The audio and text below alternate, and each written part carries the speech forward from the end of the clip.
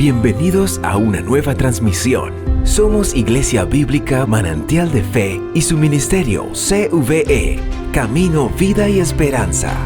Acompáñenos a nuestras reuniones los días miércoles, culto de oración, 7 de la noche. Viernes, culto de enseñanza, 7 de la noche. Domingos, escuela dominical, 9 de la mañana y culto evangelístico, 5 de la tarde. Síguenos en Facebook y YouTube como Ministerio CVE, Camino, Vida y Esperanza de la Iglesia Bíblica Manantial de Fe.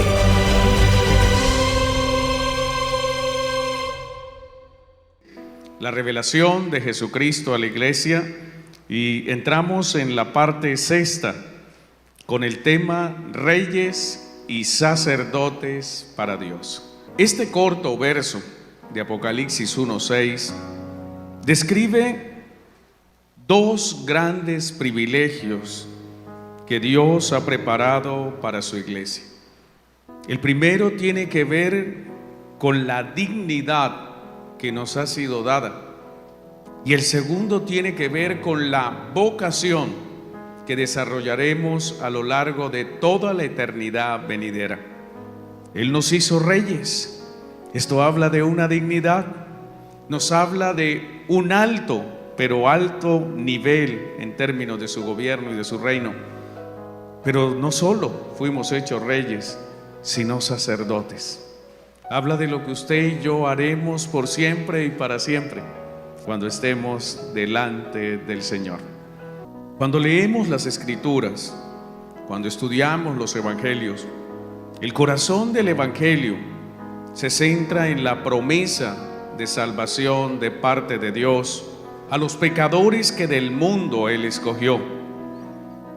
Es una gran misericordia de Dios, y por eso me uno a esta oración de Pablo que hizo por la iglesia en Tesalónica.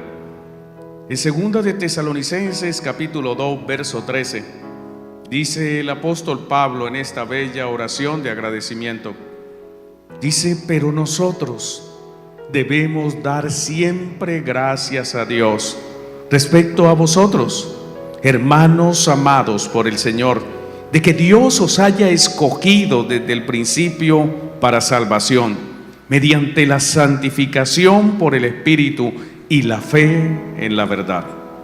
Debido a que Dios lo escogió, Él envió a su Hijo unigénito para salvarlo. Es lo que dice Juan 3:17. Porque no envió Dios a su Hijo al mundo para condenar al mundo, sino para que el mundo sea salvo por Él. Y no solo fue la voluntad del Padre, sino que también fue la voluntad de Cristo, quien nos amó y nos lavó de nuestros pecados con su sangre. Fue lo que estudiamos hace 8 días en Apocalipsis 1:5, y de Jesucristo el testigo fiel, el primogénito de los muertos y el soberano de los reyes de la tierra, al que nos amó y nos lavó de nuestro pecado con su sangre. Es gracias a la sangre de Cristo que fuimos liberados de la esclavitud de Satanás, del pecado y de la muerte. En Romanos capítulo 8 versos 1 y 2 se nos recuerda: ahora pues, ninguna condenación hay para los que están en Cristo Jesús, los que no andan conforme a la carne, sino conforme al Espíritu. Porque la ley del Espíritu de vida en Cristo Jesús me ha librado de la ley del pecado y de la muerte. Dios hizo a su Hijo amado nuestro sustituto en la cruz. Fue Dios quien lo envió a la cruz. Fue la voluntad del Padre que su Hijo, que descendió desde el cielo, muriera en un madero. Y lo hizo por nuestros pecados, de modo que Él ha pagado plenamente nuestras culpas. Cristo murió en la cruz, y todas las culpas suyas y mías fueron pagadas por Él. Él satisfizo la demanda de justicia del Padre. Ahora, cuando todas nuestras culpas, todos nuestros pecados han sido perdonados, cuando Dios decidió pagar con la vida de su propio Hijo nuestra condena, Dios también imputó, esto es, nos revistió de la justicia de su Hijo Jesucristo para salvarnos. En Primera de Pedro, capítulo 2, verso 21 se nos enseña: pues para esto fuisteis llamados, porque también Cristo padeció por nosotros, dejándonos ejemplo para que sigáis sus pisadas, el cual no hizo pecado, ni se halló engaño en su boca, quien cuando le maldecía no respondió con maldición, cuando padecía no amenazaba, sino que encomendaba la causa al que juzga justamente, quien llevó él mismo nuestros pecados en su cuerpo sobre el madero, para que nosotros, estando muertos a los pecados, vivamos a la justicia, y por cuya herida fuisteis sanados. Que Cristo haya muerto, amado hermano y hermana, que su sangre haya sido derramada, es que hayamos recibido el perdón por causa de su obra, el ser rociados con la sangre de Cristo. Es una realidad espiritual. La sangre de Cristo nos lavó, nos limpió. Usted y yo estábamos cubiertos de barro del pecado, pero la sangre pura de Cristo, cuando entró en contacto con nuestro ser espiritual, lo limpió. Él lavó su pecado y el mío. Pero en lo terrenal, no es que la sangre de Cristo haya caído sobre su cuerpo, como dicen algunos, que la sangre de Cristo lo cubra. No se trata de que usted reciba una cantidad de sangre sobre su ser físico. No, de eso no se trata el ser rociado por la sangre de Cristo. Es solo un símbolo de que los elegidos han sido lavados no con agua y jabón, sino que su alma ha sido lavada con la preciosa sangre del Cordero de Dios que fue inmolado en la cruz. Como bien enseña el apóstol Pedro a los expatriados y por aplicación a toda la iglesia, se precisó que fuéramos lavados, rociados con la sangre del Hijo de Dios. Primera de Pedro, capítulo 1, verso 2. Elegidos según la presencia de Dios Padre, en santificación del Espíritu, para obedecer y ser rociados con la sangre de Jesucristo. Gracia y paz os sean multiplicadas. Primera de Pedro 1:19, sino con la sangre preciosa de Cristo, como de un cordero sin mancha y sin contaminación.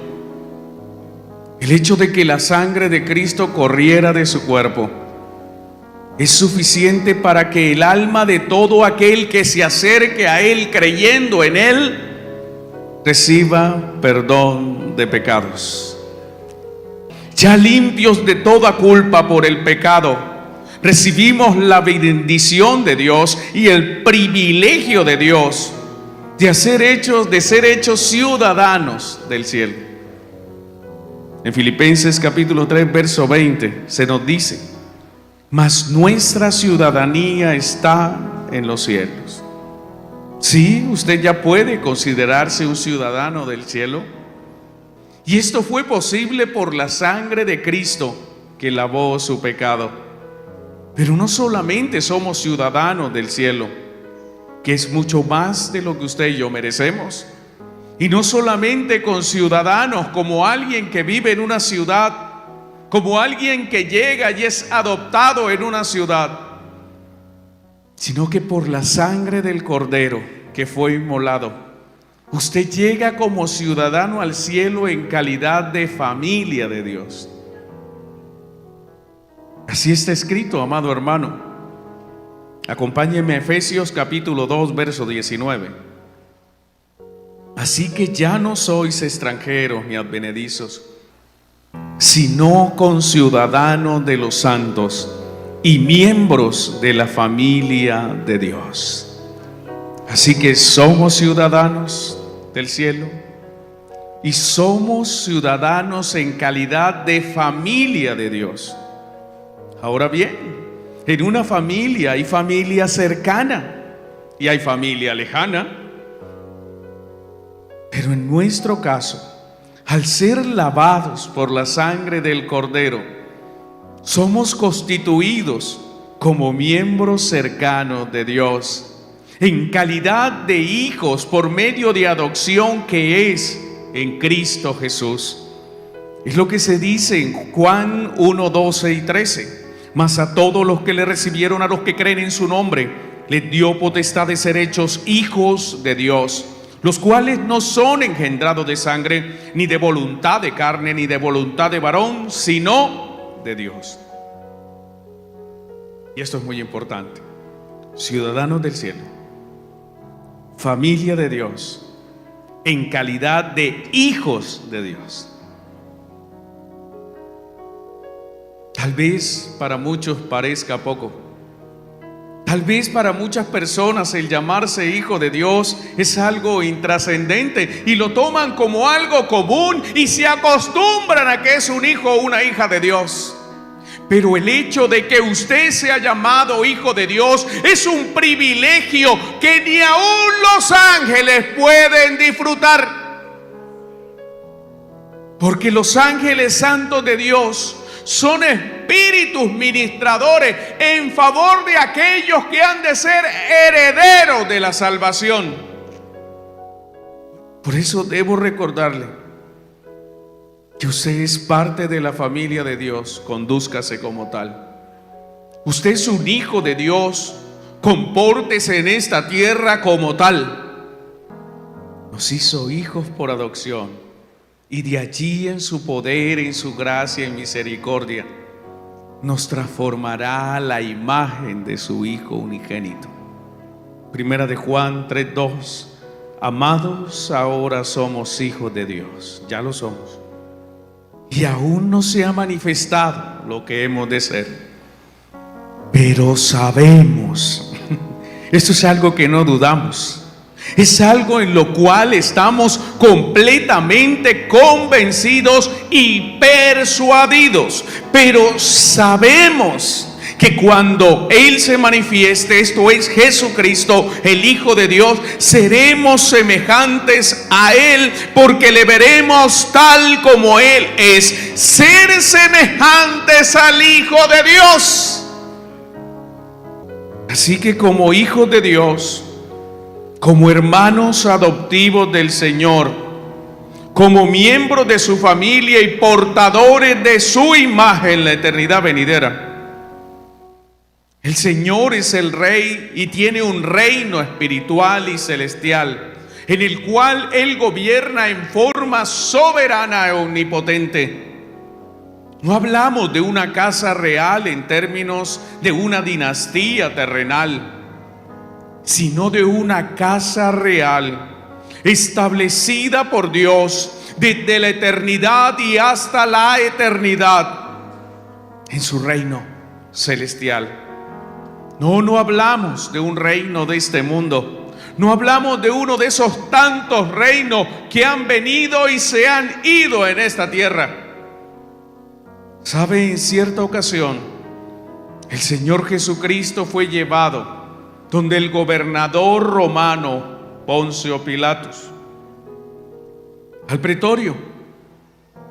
Y en Juan 18:36 se describe que este hombre enviado por el emperador, el gobernador, el representante del imperio romano, volvió a entrar en el pretorio.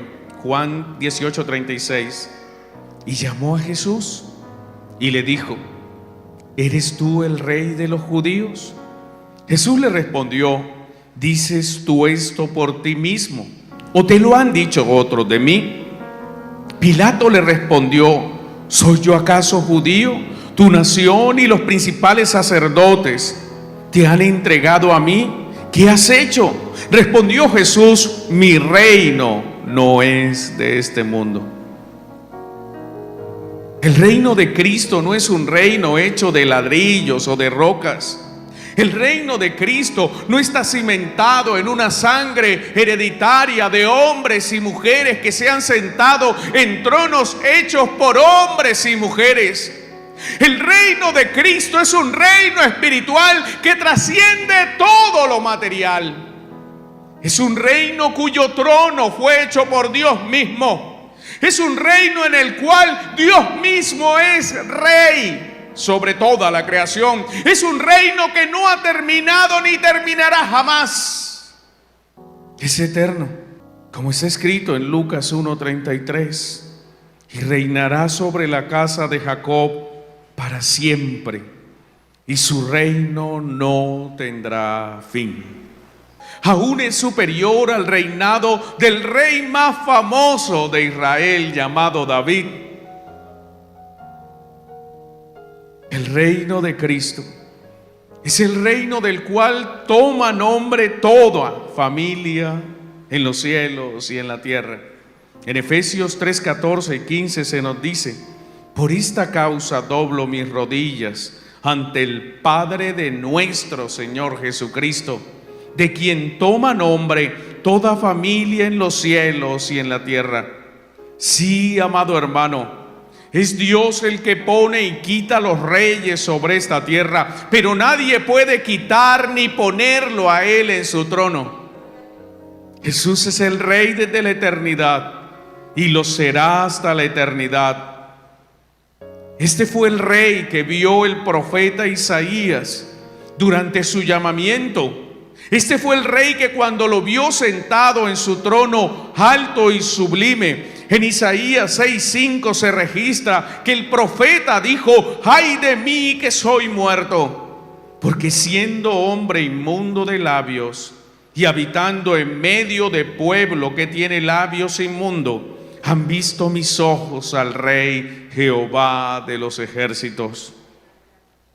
Cuando hablamos del reinado de Cristo, hablamos del Rey del cual cantó David en los Salmos. Sí, a Él, solo a Él estaban dirigidos estos cantos, como el Salmo 47, verso 6, donde el salmista dice: cantad a Dios, cantad, cantad a nuestro Rey, cantad. Sí, es ese Rey al cual el salmista declaró en el Salmo 47, verso 2: porque Jehová el Altísimo es temible, Rey grande sobre toda la tierra. Sí, fueron las mismas notas que se entonaron para cantar en el Salmo 24:8: ¿quién es este Rey de gloria? Jehová el fuerte y valiente, Jehová el poderoso en la batalla. Jehová es Rey eternamente y para siempre. Y por eso la cruz de Cristo y su sangre, la cual lavó sus pecados, hoy los convierte en Rey para Dios. Apocalipsis 1:6 dice: y nos hizo reyes. Usted hace parte de la familia real de Dios. La voluntad de Dios Padre, iglesia, siempre ha sido tener un pueblo santo, una familia real de sacerdotes. El Señor determinó su propósito para su pueblo, y este fue el propósito que Él le dijo a Moisés que tenía para la nación. Acompáñeme a Éxodo capítulo 19, verso 6. Dios dijo: y vosotros me seréis un reino de sacerdotes y gente santa. Estas son las palabras que dirás a los hijos de Israel.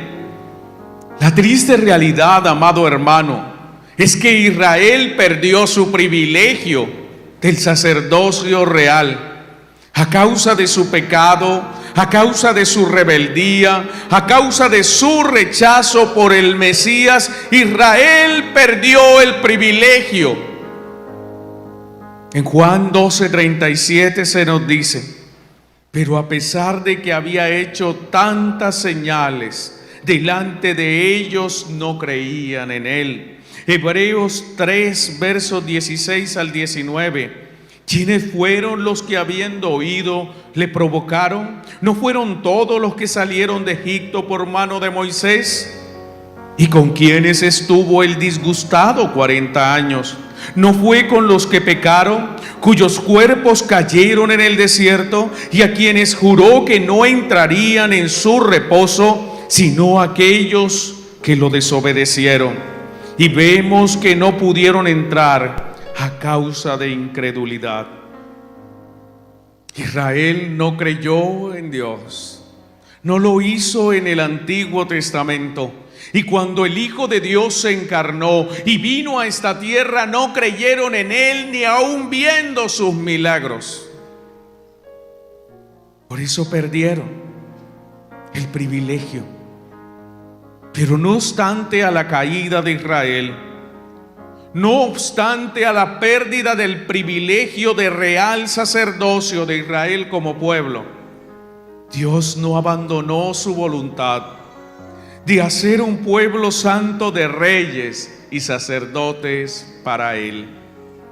Por esto Dios envió a su Hijo al mundo, para que el mundo perdido recibiera la luz del Hijo de Dios, y para que aquellos que recibieran la luz de Cristo y lo aceptaran como Señor y Salvador, fueran salvos.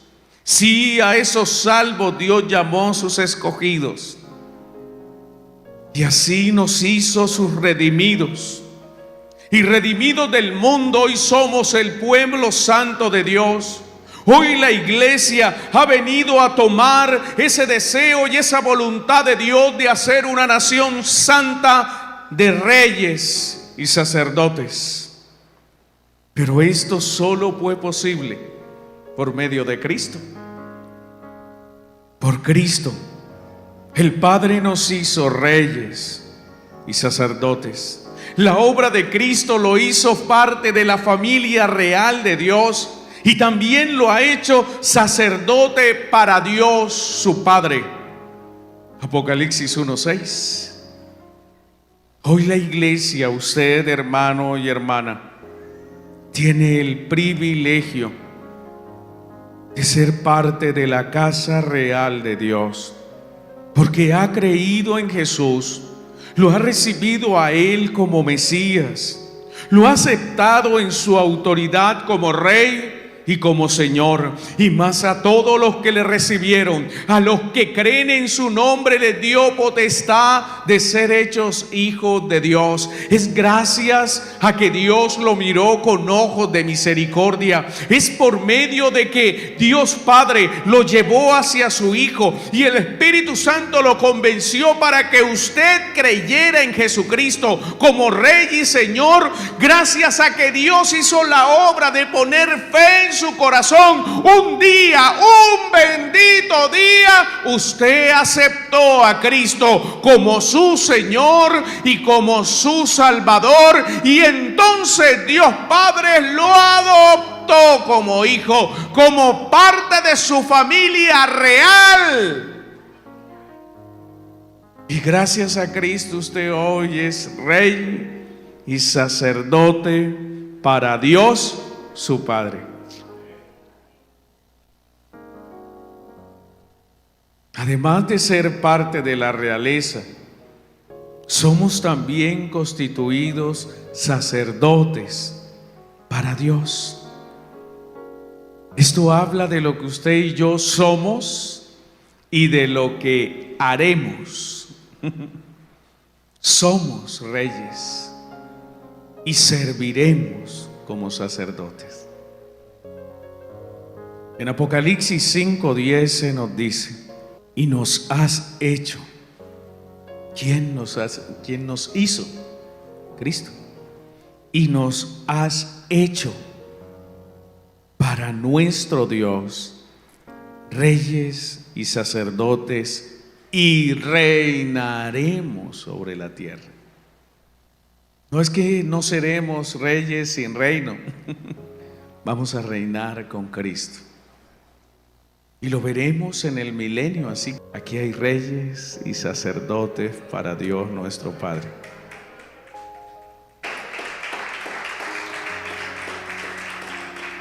Dos elementos principales nos ha dado Cristo. Como pueblo santo, somos de la familia real. Y como pueblo santo, ejercemos el sacerdocio santo. Al estudiar el origen de la palabra reyes que emplea Cristo para el título que le otorga a la iglesia, el término reyes proviene de basileion, término griego. Este término se refiere a una casa monárquica, o sea, una familia, a un linaje de reyes.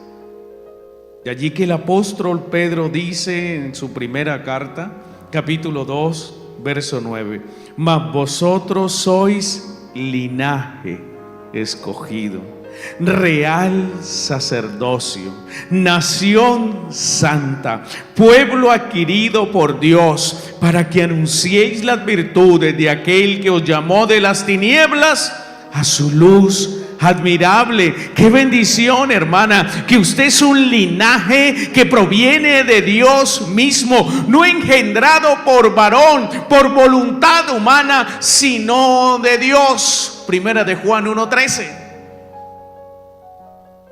Un linaje. Linaje habla de una línea sanguínea.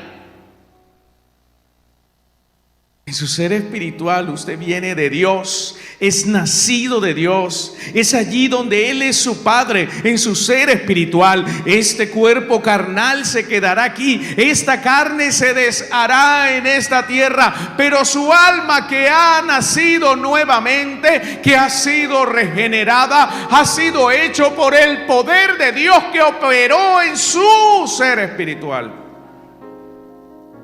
Así que usted ha nacido por la obra de Dios. Así que la iglesia de Cristo, hermano y hermana, hace parte de una casa real que se dedica a ser sacerdotes para Dios. Apocalipsis 26 nos recuerda: bienaventurado y santo el que tiene parte en la primera resurrección.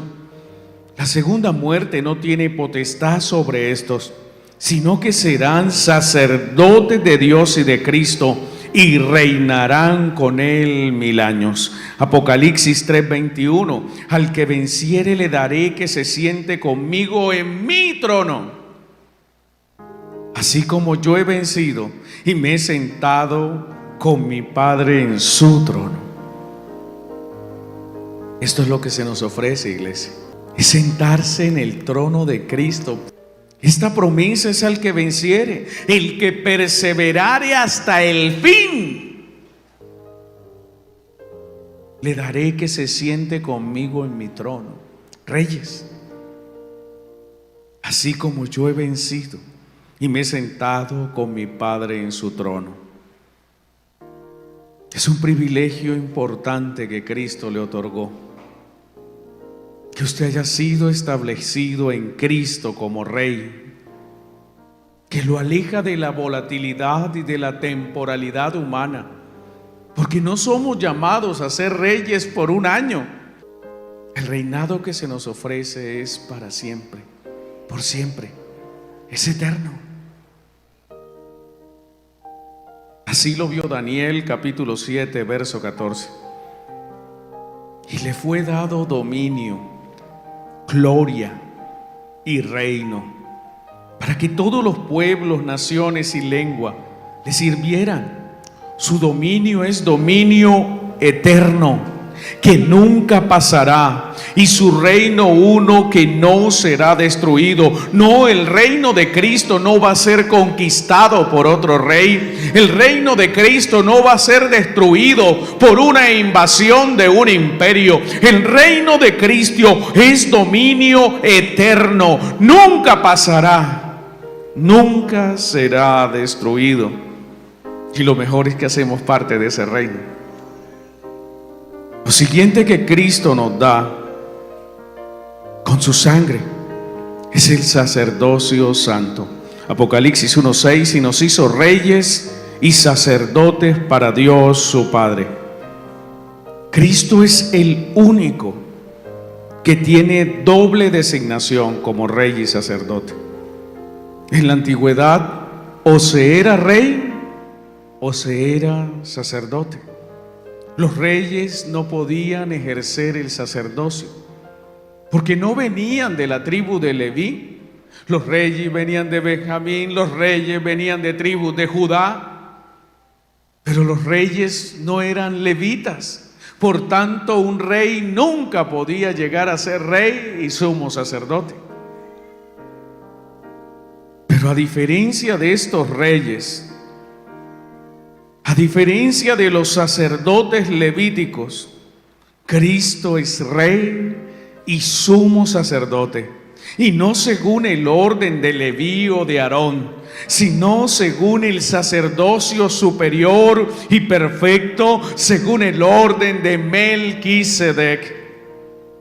En Hebreos 7:14 se nos dice: porque manifiesto es que nuestro Señor vino de la tribu de Judá, como diciendo, Él viene de una tribu de la cual no puede ser sacerdote, pero sí rey, de la cual nada habló Moisés tocante al sacerdocio. O sea, Moisés nunca dijo que la tribu de Judá podían ser sacerdotes.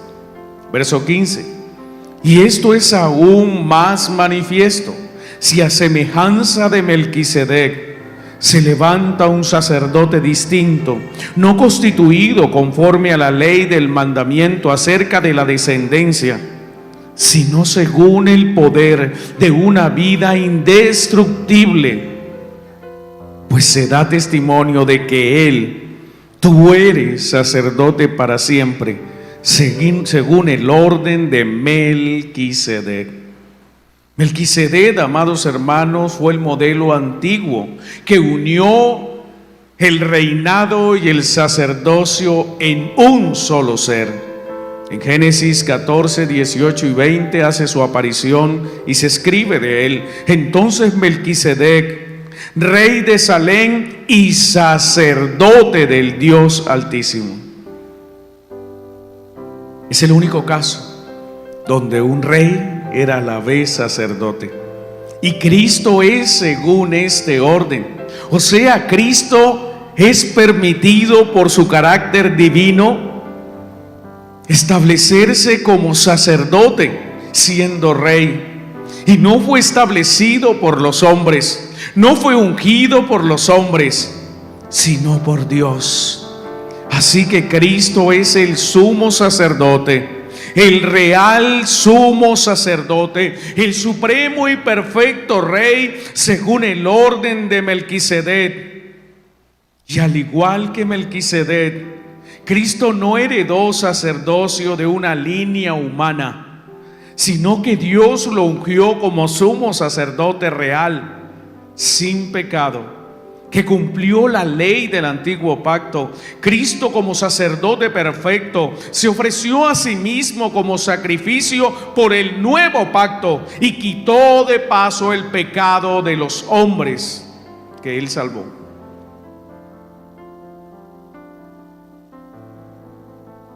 Ahora bien, sabiendo que Cristo es rey y que a la vez es sacerdote, es normal y es totalmente válido que usted se pregunte: ¿cómo llegué yo, un vil pecador, a ser llamado hoy rey y sacerdote para Dios?